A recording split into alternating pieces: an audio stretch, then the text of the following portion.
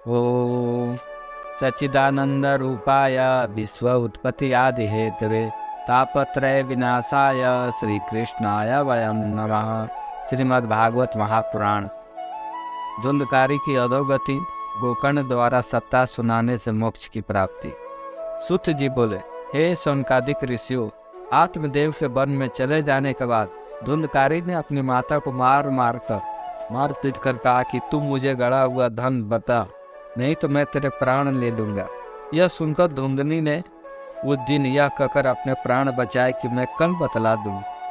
इस प्रकार धुंधली ने उस समय तो अपनी जान बचा ली, परंतु दूसरे दिन यह सोचकर कि घर में तो धन कहीं है नहीं, मैं बेटे को कहाँ से धन बताऊंगी, वह एक कुएं में गिरकर मर गई। तब गोकर्ण ने भी वहां रहना अच्छा न समझकर तीर्थ यात्रा करने के लिए चल दिए। उधर गोकर्ण के चले जाने पर धुंधकारी अकेला घर में रहकर चोरी और ठगी करके वेश्या को द्रव्य लाकर देता रहा। एक दिन वह कहीं से बहुत सा धन लेकर आया, उसे वेश्या को देकर वह उसके साथ ही सो गया। तब वेश्या के घर वालों ने मन में सोचा कि यह दूसरों का धन चुराकर हमको देता है, यदि यह कहीं पकड़ा गया तो इसके साथ हमें भी दंड भोगना पड़ेगा। ऐसा सोचकर उन्होंने उसके गले में फांसी लगा दी। इससे भी वह नहीं मरा तो जलती हुई लकड़ियों से मार मार कर उसकी जान ली और घर में ही एक गड्ढा खोदकर उसमें गाड़ दिया। कुछ समय बाद बेसियों को पड़ोसी ने पूछा कि तुम्हारे पति दिखलाई नहीं देते। तब उसने कह दिया कि वह व्यापार करने के लिए कि इस बार कहीं बहुत दूर गए। हे ऋषियों, इसे सत्य मानना कि वेश्या कभी किसी की हितैषी नहीं होती। वह पहले तो उसका धन हरण करती है, फिर उसके प्राणों को भी ले लेती है। उसके जीवा पर तो अमृत और उदर में हलाहल विष भरा होता है। इस प्रकार धुंधकारी के मरने के पश्चात एक प्रेत बन गया। तब उसे गर्मी, सर्दी, वर्षा तथा भूख प्यास सताने लगी। इसके पश्चात जब गोकर्ण को यह समाचार ज्ञात हुआ कि उसका भाई धुंधकारी मर गया है, तो उसका क्रियाक्रम नहीं हुआ है, तब उसने गया जी में जाकर धुंधकारी का श्राद्ध किया और वह जिस तीर्थ में जाता वहीं उसका श्राद्ध कर देता था।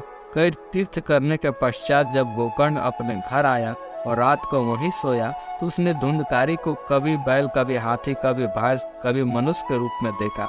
तो गोकर्ण ने उससे पूछा कि तुम भूत, प्रेत अथवा राक्षस में से कौन है?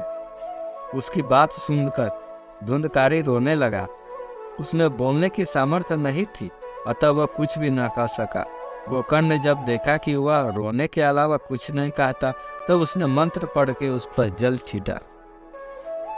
उस जल के छिड़कते ही उसका बोल निकलने लगा। तब उसने कहा, हे गोकर्ण, मैं तुम्हारा भाई धुंधकारी हूँ। मुझे वेश्या ने फांसी लगाकर जलाकर मार डाला। इससे मुझे खाने पीने को कुछ नहीं मिलता, मैं केवल वायु ग्रहण करके जीवित रहता हूँ। अतः अब तुम आ गए हो तो मेरा इस प्रेत योनि से किसी प्रकार उद्धार करो।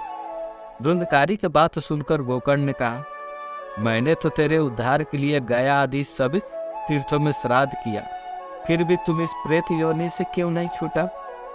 धुंधकारी कहने लगा, चाहे तुम हजारों श्राद्ध करो, परंतु मैं घोर पापी होने के कारण सहज मोक्ष नहीं पा सकता। अब तुम कोई ऐसा उपाय करो जिससे मैं इस अधम योनि से छूट जाऊं। यह सुनकर गोकर्ण बोला, अच्छा तो तू कुछ दिन धीरज धारण कर, मैं शीघ्र ही तेरा उद्धार करूंगा। गोकर्ण की यह बात सुनकर धुंधकारी वहां से चला गया। जब नगर के लोगों गोकर्ण से भेंट करने के लिए आए, तब उसने सबका यथायोग सम्मान किया।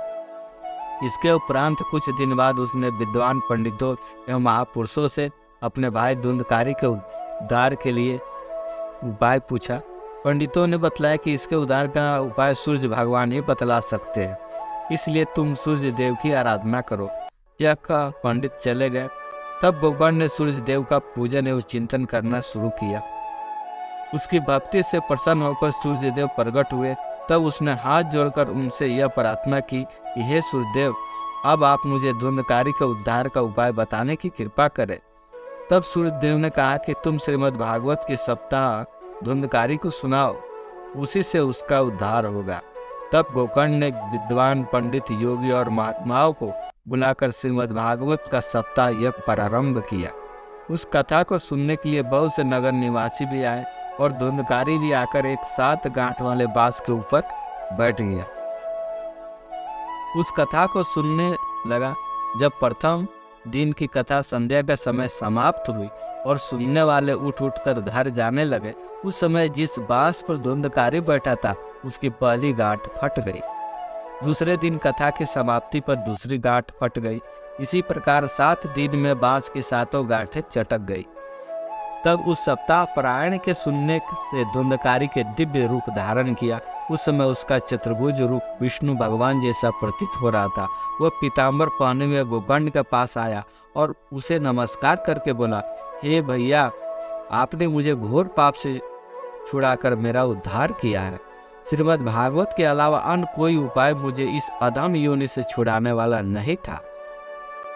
जो प्राणी इस कथा रूपी अमृत को पान करेंगे वह अवश्य भाव सागर से पार हो जाएंगे। धुंधकारी गोकर्ण से यह बात कह रहा था। उसी समय स्वर्ग से एक सुंदर विमान आया और धुंधकारी उस विमान पर बैठकर वैकुंठ लोक को चला गया। हे मुनियों, इसके पश्चात सब उपस्थित विद्वानों और ऋषि मुनियों ने गोकर्ण से पूछा, हे महाराज, श्रीमद् भागवत की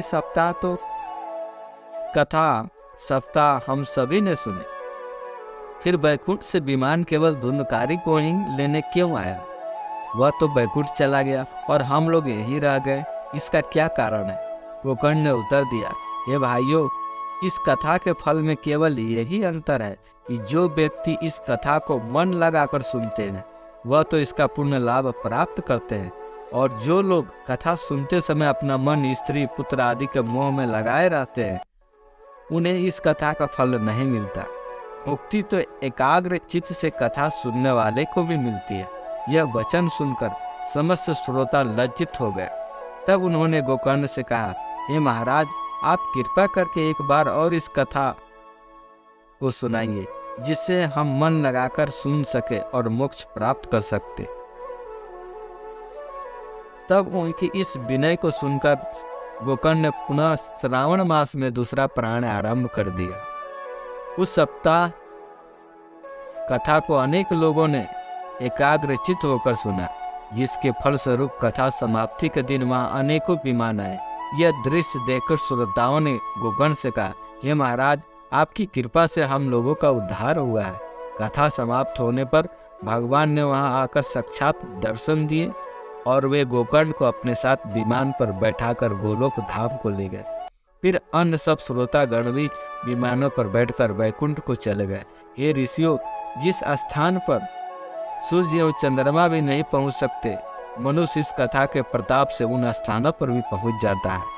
इस श्रीमद् भागवत की कथा को सुनने अथवा पढ़ने से जो फल मिलता है वह फल अनेकों यज्ञ, तप, व्रत, तीर्थ एवं दान आदि करने से भी प्राप्त नहीं होता। इसलिए मेरे भाई और बहनों, श्रीमद् भागवत महापुराण की कथा मन लगाकर सुने और मनन और चिंतन करें, तब आपका कल्याण होगा। और यही एक कथा है जो प्रेत को भी मुक्ति दे सकती है। तो जीते जी जो मनुष्य सुने, श्रवण करे और चिंतन करे तो उसकी मुक्ति तो अवश्य हो जाएगी। जय जय श्री राधे।